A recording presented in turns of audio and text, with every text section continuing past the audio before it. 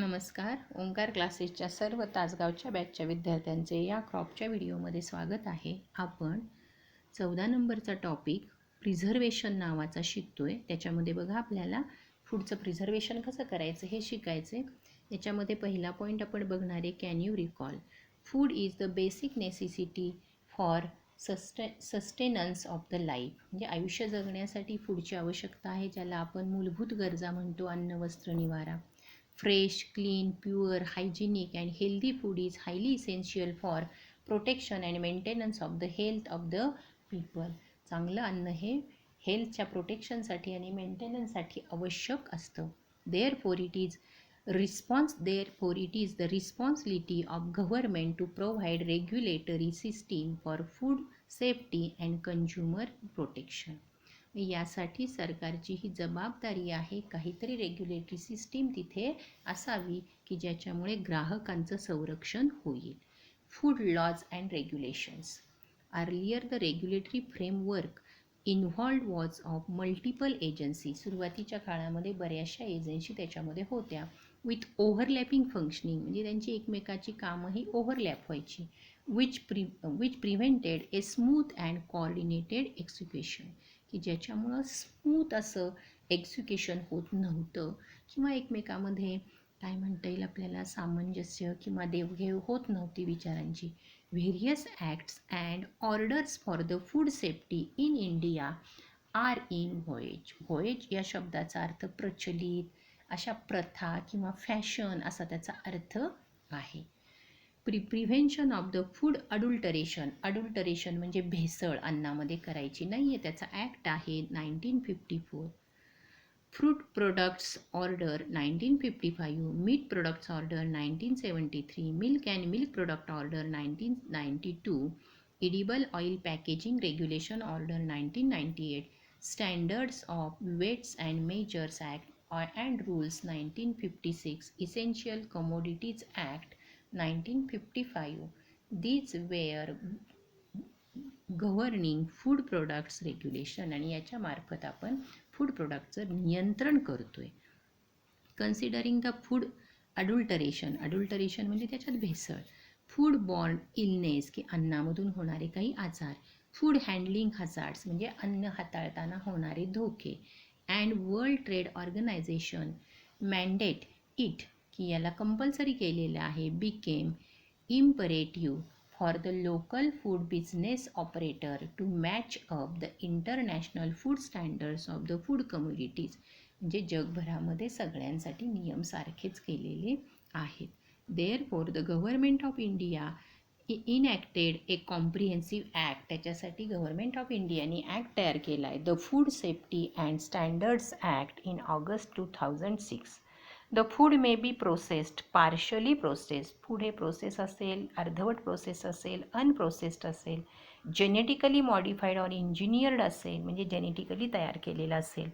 Primary food the produce of agriculture. पहिल्यांदा food हे एक प्रोडक्शन आहे ॲग्रिकल्चरमधलं, हॉर्टिकल्चरमधलं, ॲनिमल हजबंडरीमधलं, डेअरीमधलं किंवा ॲक्वाकल्चरमधलं.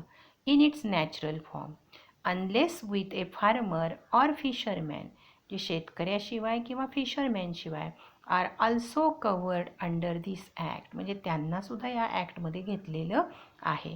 Main focus of this act is to ensure safety. या ॲक्टचा महत्त्वाचा हेतू आहे की safety and quality across the food chain, की फूडची क्वालिटी असावी ज्यावेळेला ती अन्न साखळी एकाकडून दुसऱ्यापर्यंत जाते. Therefore every food business operator, त्यामुळेच प्रत्येक फूड बिझनेस ऑपरेटर जो आहे, handling food at any stage of manufacturing, processing, packaging, storage, transportation, distribution of food, import, food services, entering services, sale of the food और food ingredients fall under the preview of this act. म्हणजे ह्या सगळ्या अन्नाविषयीच्या ज्या घटना आहेत, ज्या गोष्टी आहेत, ह्या सगळ्या ह्या कायद्यामध्ये कव्हर होतात. The FSSAI is independent statutory authority with its headquarter new दिल्लीला त्याचं आहे. Administered by ministry of health and family welfare. Operate through 4 regional offices. त्याची 4 रिजनल ऑफिसेस आहेत, new Delhi, Kolkata, Mumbai and Chennai. And 4 sub regional offices आहेत, लखनौ, चंदीगड, गुवाहाटी आणि कोची. आता regulatory mechanism. FSSAI म्हणजे काय? Food safety and standards authority of India, responsible for the enforcement म्हणजे कायद्यानं compulsory केलं जातं of various provisions of the act.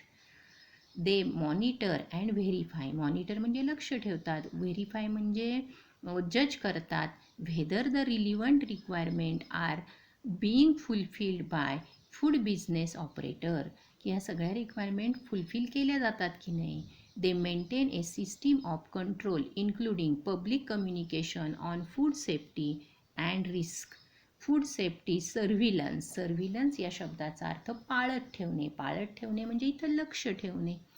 And other monitoring activities covering all stages of the food businesses. आता organisation of FSSAI कसं आहे? Chairperson आहेत, chief executive आहेत, state food authority food safety commissioner आहेत, त्याच्या दुसऱ्या बाजूला सेंट्रल फूड ऑथॉरिटी आहे, त्याच्यामध्ये पुन्हा त्याचं हेडक्वार्टर येतं, रिजनल ऑफिसेस येतात, रेग्युलेटरी अथॉरिटी येते, लायसनिंग ऑथॉरिटी येते, सिटी म्युनिसिपल कॉर्पोरेशन किंवा टाउन पंचायत, ग्रामपंचायत येते, इथे डेझिग्नेटेड ऑफिसर्स येतात आणि शेवटी फूड सेफ्टी ऑफिसर्स येतात. याच्यानंतर ॲडमिनिस्ट्रेशन ॲट स्टेट लेवल कसं होतं बघा. स्टेट फूड सेफ्टी कमिशनर, नंतर त्याला रेफरल लॅबॉरेटरी आहे, डेझिग्नेटेड ऑफिसर आहेत, ॲड्ज्युकेटिंग ऑफिसर आहेत, नंतर ॲक्रिडेटेड लॅबॉरेटरी आहेत, फूड सेफ्टी ऑफिसर आहेत, फूड ॲनालिस्ट आहेत, फूड सेफ्टी ॲपिलेट आहेत, ट्रायब्युनल तिथे तक्रार करण्यासाठी आणि स्पेशल कोर्ट आहे. Food safety standards and regulation. It encourage self regulation by food business operator. FSSAI has to perform the following operations. पहिलं आहे FSS, licensing and registration of the food business, regulation 2011. पुढचा आहे food product standards and food activities, regulation 2011. FSS, production and restriction on sales and regulation 2011. FSS, food product standard and food additives, regulation 2011. Contaminant, toxin and residue, regulation 2011. Laboratory and sampling analysis, regulation 2011. सगळ्यामध्ये 2011 आहे. पहिल्या पॉईंटमध्ये मी कदाचित 2001 म्हटली आहे, ते लक्षात घ्या. Preserved food products. आता त्याच्यामध्ये प्रेझेंट आपल्याला पाहायचं आहे. The present processing level of the fruits and vegetable into the value added products in our country is about 23%. However, it was around 2 to 3% in year 2002-2003. The significant increase is due to the promotional scheme. याच्यामध्ये वाढ झाली आहे काही स्कीम्समुळं. Project launched by ministry of food processing industry, government of India. The level of processing of fruits and vegetable in other country are at, आपल्याकडे 23% होतं, बाकीच्या देशांमध्ये थायलंडमध्ये 80% होतं आहे आणि 78% फिलिपाईन्समध्ये होतं. इथे आपण थांबू. थँक्यू.